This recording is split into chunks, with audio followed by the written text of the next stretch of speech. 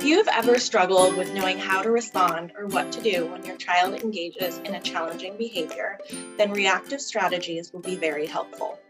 In this episode of Behavior Nation's Applied Behavior Analysis Parent Education series of videos, we are going to talk about reactive strategies. Today, we will be discussing what reactive strategies are, how to individualize reactive strategies to be best fitting for your child. We will go on to learning about extinction and follow-through, and then differential reinforcement. Reactive strategies are tools that you will use when a challenging behavior occurs. This will ensure that the challenging behavior will decrease in the future. Reactive strategies are all about removing or minimizing the reinforcement that your child will get from engaging in challenging behaviors. When considering reactive strategies, try and think about the best strategies that will work for your child.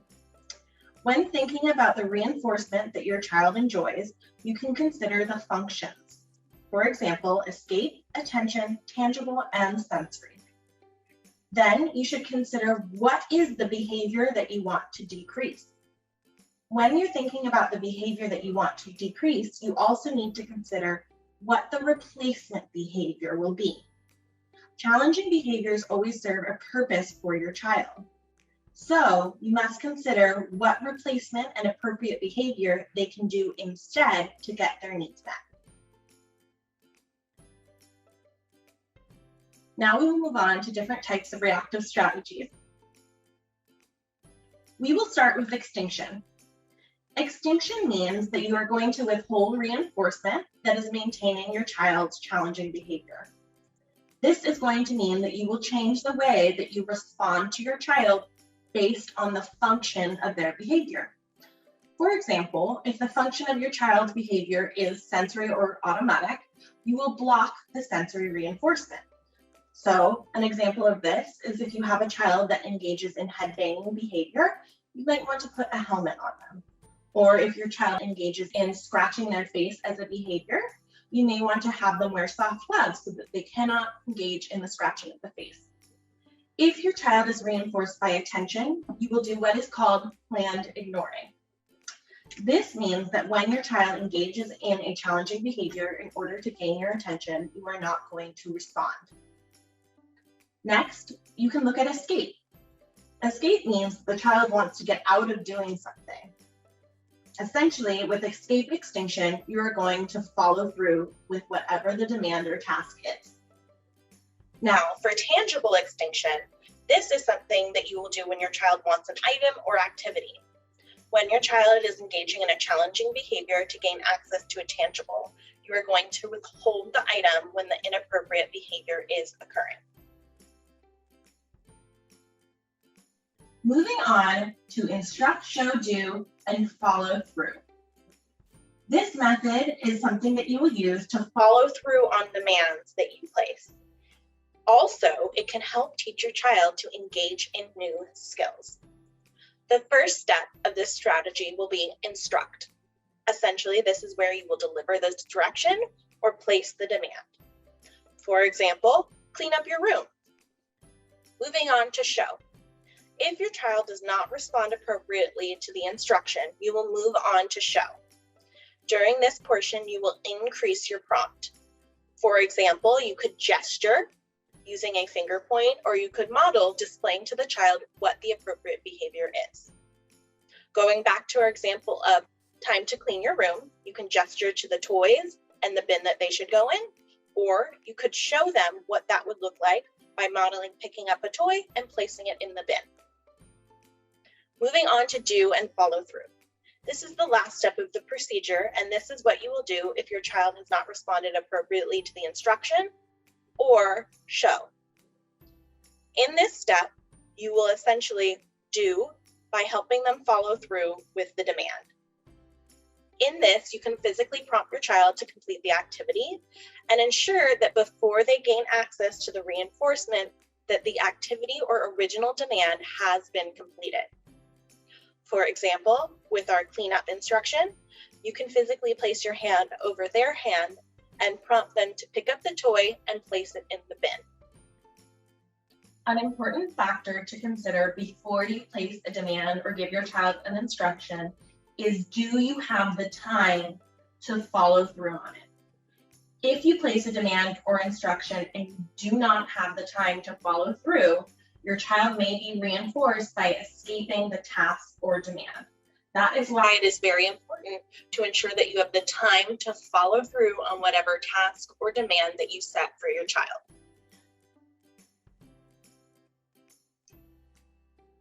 Moving on to differential reinforcement. Simply put, differential reinforcement is when you will reinforce a behavior while withholding reinforcement for other behaviors. There are many different kinds of differential reinforcement strategies that you can use. For example, differential reinforcement of alternative behavior means that you will reinforce your child only for engaging in the appropriate response. When your child engages in an inappropriate response or challenging behavior, you will withhold reinforcement using your extinction strategies. Another type of differential reinforcement is differential reinforcement of incompatible behaviors. This is when you will reinforce a behavior that is incompatible with the challenging behavior. This means that your child cannot engage in the challenging behavior when they are engaging in the behavior that you are reinforcing.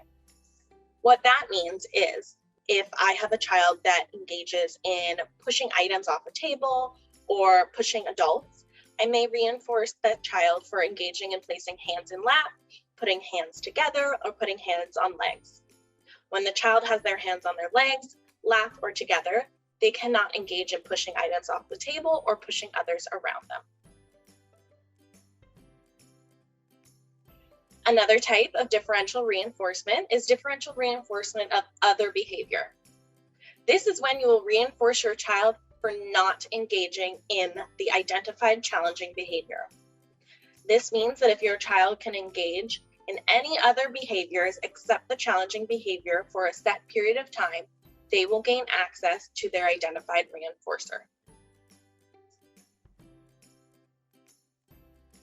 Another type of differential reinforcement is differential reinforcement of higher rates of behavior. You will use this strategy to increase a behavior that your child engages in. Essentially, you will set a criterion or number and reinforce your child for either meeting or exceeding that number. An example of using differential reinforcement of higher rates of behavior to increase an appropriate behavior that your child engages in could be with making social comments or asking social questions. Perhaps your child rarely asks questions or engages in comments when talking to another individual. You could tell your child that if you engage in 10 different comments or questions when you're talking with me after school, you can earn some playtime with me.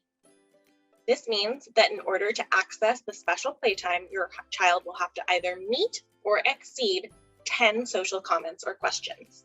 In this way, you'll be increasing the appropriate behavior that you want to see.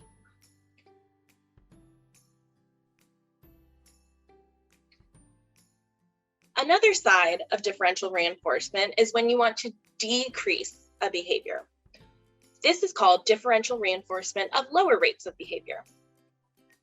Essentially, in this strategy, you will be reinforcing lower rates of the behavior. This could be for a behavior that is an appropriate behavior, but is occurring at inappropriately high frequencies. For example, hand raising. Perhaps your child constantly raises their hand in the classroom multiple times throughout the day, even if they don't know the answer to the question. You could tell your child, if you engage in less than 10 instances of raising your hand in class, you can gain access to your reinforcement time of having some free time in the book area. This means that if your child engages in less than 10 instances of hand raising, they will gain access to their library time.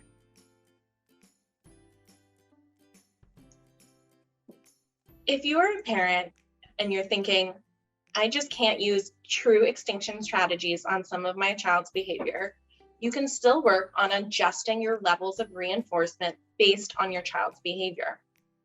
Consider ways that you can decrease your reinforcement for your child engaging in a challenging behavior. One way is by minimizing attention. You could also delay the reinforcement.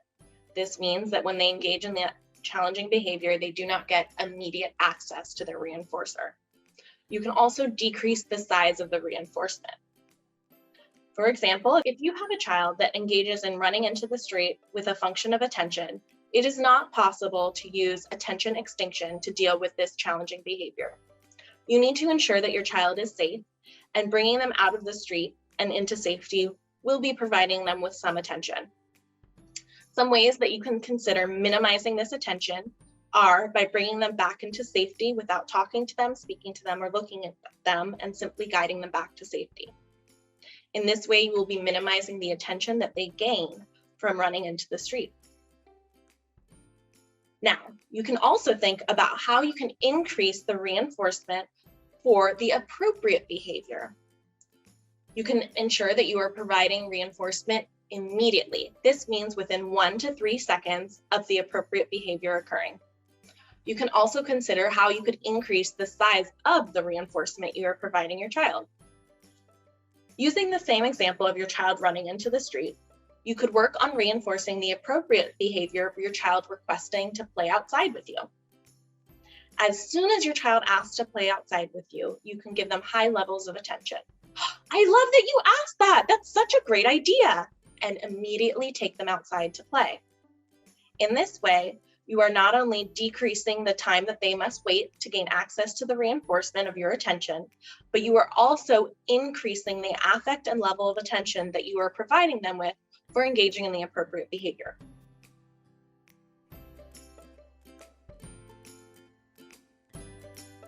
Thank you so much for watching this episode of Behavior Nation's Applied Behavioral Analysis series of parent education videos focusing on reactive strategies.